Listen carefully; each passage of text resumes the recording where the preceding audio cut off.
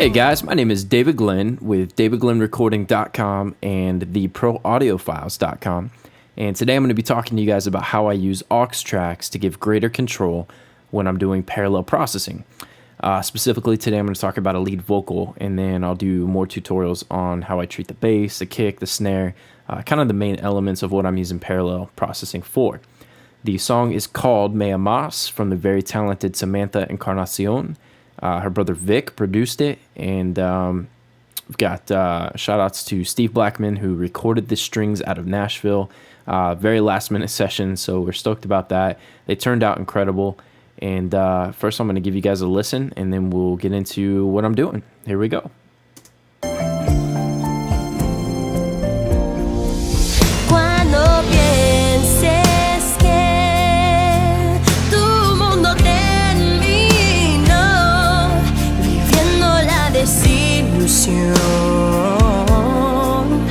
De un partido corazón, tú te calma, mantén tu.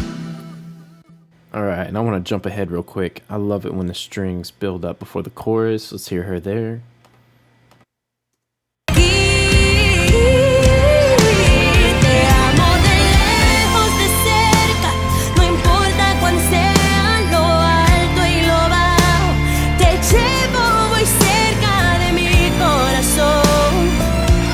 All right, cool.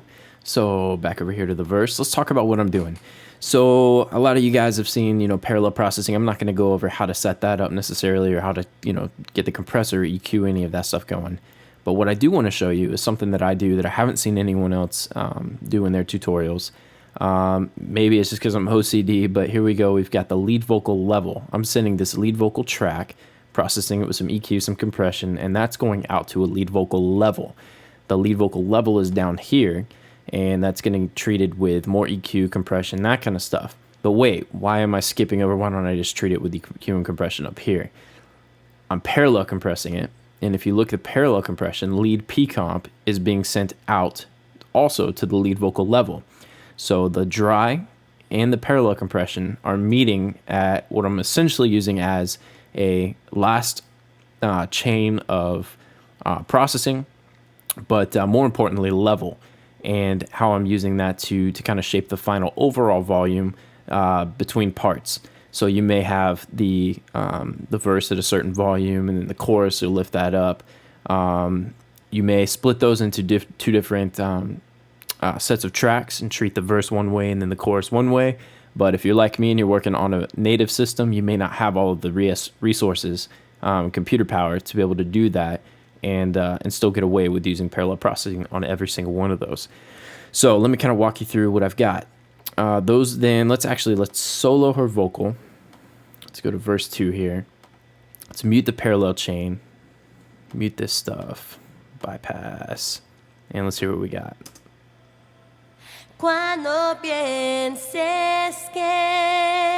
Okay, now I'm going to unmute the parallel chain.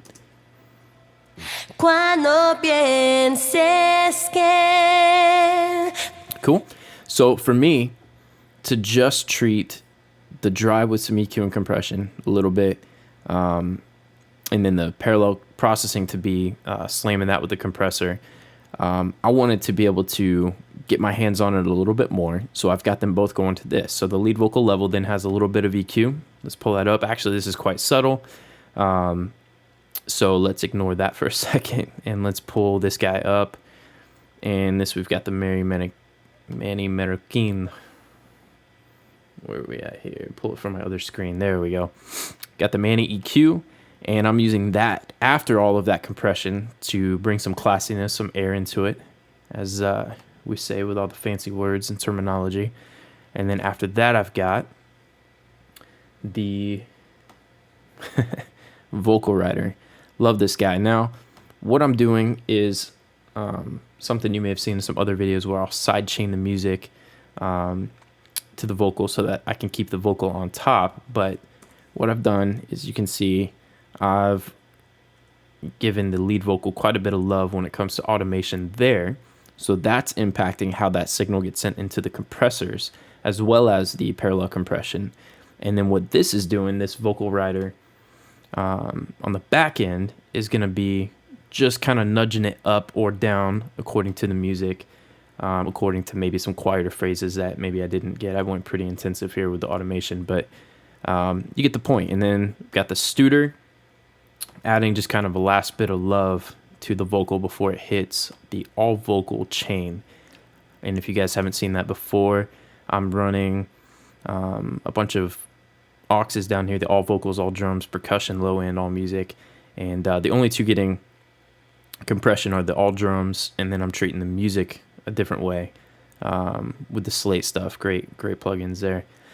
And then what I'll do is, like you see, I'll kind of dip out, raise the drums up a little bit at some fills, kind of treat that with some love. If you come down here, the all music, I think there's a section there that got in my way a little bit. Let's actually hear that. What is it doing? Cool. So I wanted the drums to be heard there more than the music, so I dipped the music out at that one little section. Stuff like that. On this song, I didn't do what I normally would do, which is drop the overall level by 1 dB and then pull up at the pre-chorus by half a dB and then pull up for the chorus back to 0. So it kind of gives the impression of building. I didn't do that because I felt like in the song, the elements did that for me. Between the pre-section, you got some percussion that comes in, some beat production, and then the drums, the strings, all of that. It comes in at those parts. It was really well arranged, so I didn't have to do any kind of trickery, anything like that. But kind of getting ahead of myself, but the parallel processing there, if you can see, a lot of guys, you'll learn from Dave Pensato, and he'll send the lead vocal to all vocals, and he'll send the parallel compression chain to all effects, and that's what I've seen in most of his ITLs. And so I took it a step further, and I send both of those together to the lead vocal level. I treat them together there, take out some of the muddiness that maybe the parallel compression is applying, some of the harshness, and maybe in some frequencies. I'm going to treat that a little bit. I don't know. For me, it gets the job done. But got the last thing I want to note here before bowing out is the effects. I've got the effects going off the lead vocal level, and what I like great about that is that's where having the two send to the lead vocal level together is going to give me, in my opinion, a smoother result from my effects, which you may or may not want. For me, I do like that. I like it to be compressed and nice and smooth, so that whenever it hits the reverb or it hits the delays, that I'm getting a consistent sound. That just happened to work in this type of song. So I got a lot of elements going on, a lot of things competing, and I wanted to be able to have those effects stay balanced and not have to go in and do any kind of rides to my delays or reverbs and that kind of stuff. So I hope you guys enjoyed that. I hope you learned something. If you're OCD like me, you'll like that greater level of control. And if you have any questions, feel free to shoot me a message, david@davidglennrecording.com, once again for the proaudiofiles.com, and we'll catch you soon. Thank you. Cuando